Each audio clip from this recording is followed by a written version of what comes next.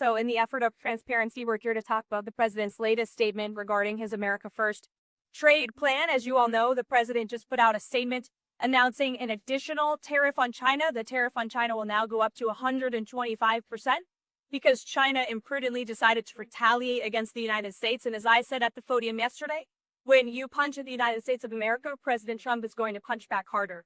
In that same vein, we have had more than 75 countries from around the world reach out to President Trump and his team here at the White House to negotiate better trade deals for the American worker. We have been overwhelmed with the amount of requests from countries around the world. I'll let the secretary speak to that.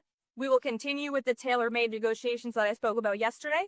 In the meantime, there will be a 90-day pause on the reciprocal tariffs as these negotiations are ongoing, and the tariff level will be brought down to a universal 10% tariff. The secretary here has been a huge part of the president's trade team, of course, and will continue to lead these negotiations moving forward to look out for the American worker, which is always President Trump's goal. So I'll kick it over to our great Treasury Secretary, Scott Bessent. Good. Thank you. And we saw the successful negotiating strategy that President Trump implemented. A week ago today, it has brought more than 75 countries forward to negotiate. It took great courage for him to stay the course until this moment. And what we have ended up with here, as I told everyone a week ago, they're in this very spot, do not retaliate, and you will be rewarded. So every country in the world who wants to come and negotiate, we are willing to hear you. We're going to go down to a 10% baseline tariff for them, and China will be raised to 125 due to their insistence on an escalations. Mr. Secretary.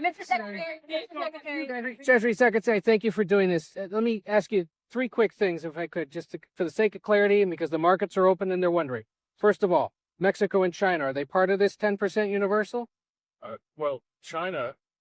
Mexico and Canada. Are they part of the 10%? Yeah. Okay. Second, given then that you have the rest of the world essentially calling and it's not China, is this now just all about China? Well, it's about bad actors. And what we will see is some of the very early countries among China's neighbors that we're going to see. I've seen Vietnam today. Japan's at the front of the queue. South Korea, India. So we will see. As I repeatedly said, and President Trump has been saying it for years, China is the most imbalanced economy that is through the modern world, and they are the biggest source of the U.S. trade problems. And indeed, they are a problem for the rest of the world, because what we've seen is that as the U.S. announced the tariff wall last week, many of those goods have already started flooding into Europe. So as you see it now, this trade war is China versus the rest of the world. Well, I'm not calling it a trade war, but I'm saying that China has escalated, and President Trump responded very courageously to that, and we are going to work on a solution with our trading partner. Mr. Secretary,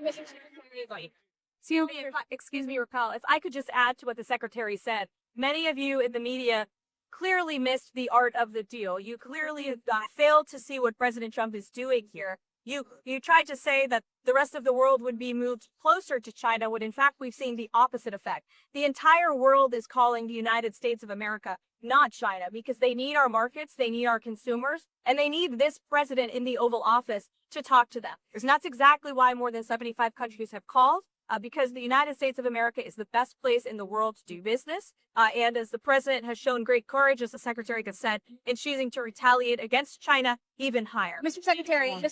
Huge Treasury Secretary Bessent, can you explain more of the decision making on what feels like a